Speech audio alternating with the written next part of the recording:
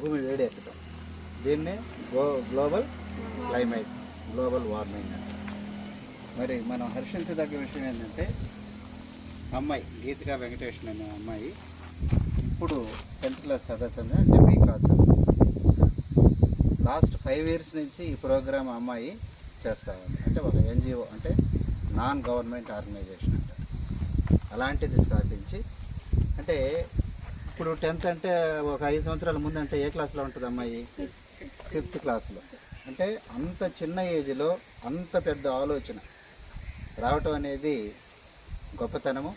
ముందుగా మన పాఠశాల తరపున ఆ అమ్మాయికి అభినందనలు తెలియచేయాలి.